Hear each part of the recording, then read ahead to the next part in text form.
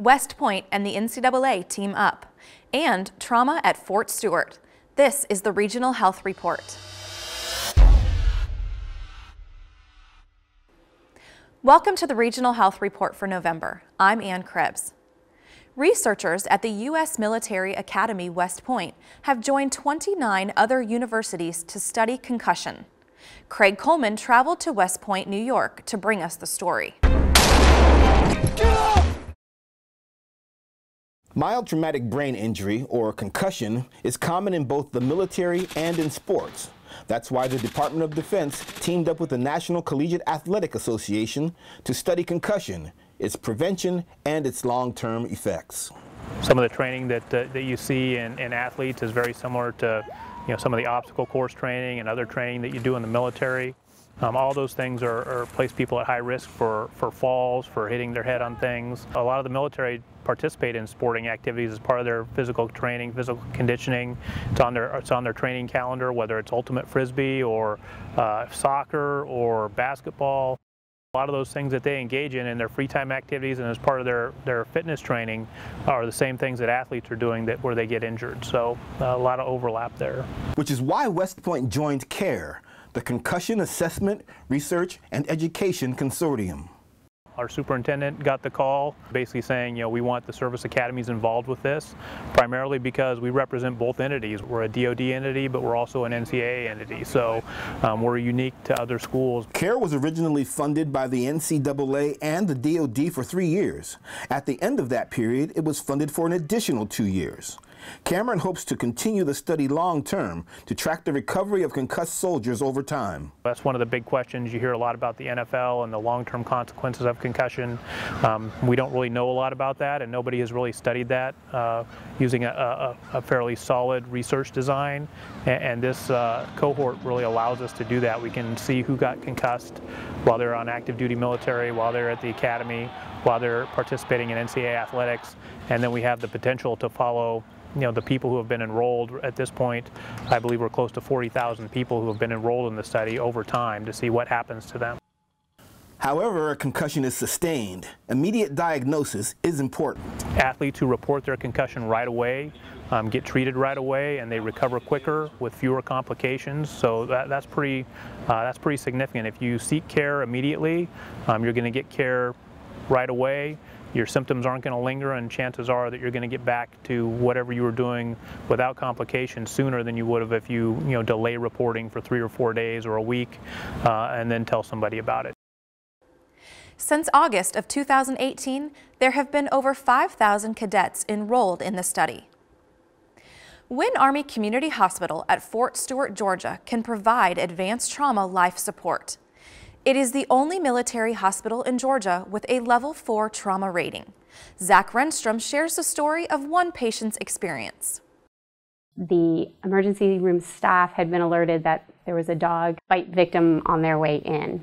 Before they did anything, they asked if I was comfortable with things. At that time, I also let them know that I am extremely afraid of needles, and they were very cognizant of that, and they made me feel extremely comfortable. She was pale in the face, very clammy.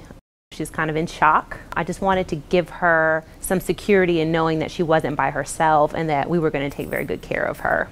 There really are no words to express the gratitude that I have for them. Coming into this, I had that initial feeling of, oh my gosh, I'm about to do this all by myself. And that was never the case.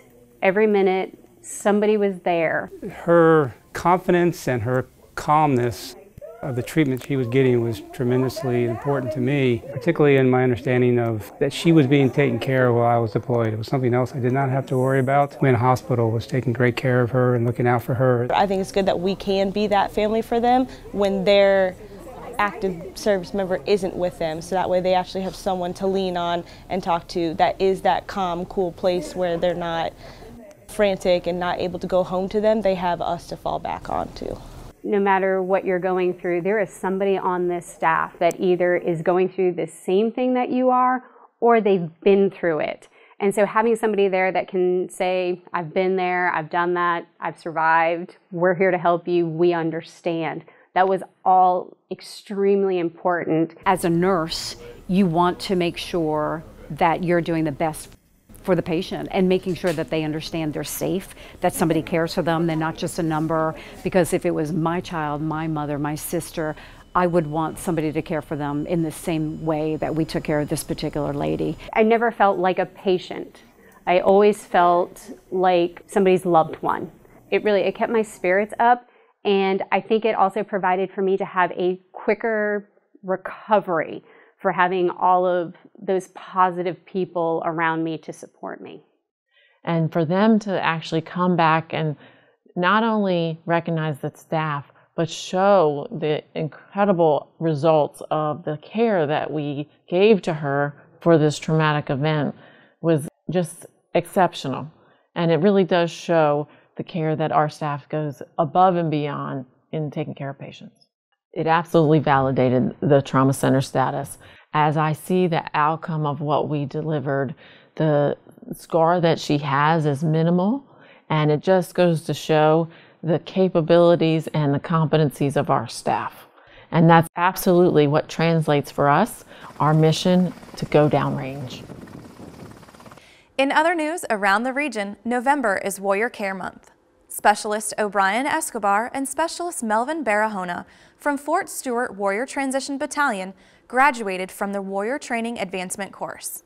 This 12-week course trains soldiers in transition to become veteran service representatives with the Department of Veteran Affairs. Escobar and Barahona will start their new careers at a VA center in Florida. The Army Regional Trials will be held this month in Hawaii.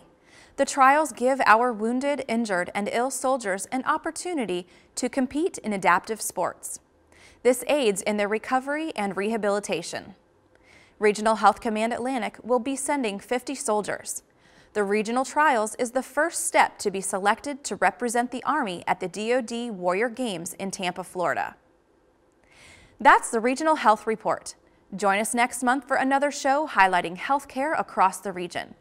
In the meantime, don't forget to check us out on Facebook, Twitter, Flipboard, Pinterest, and YouTube. We're also on iTunes. Thanks for joining us.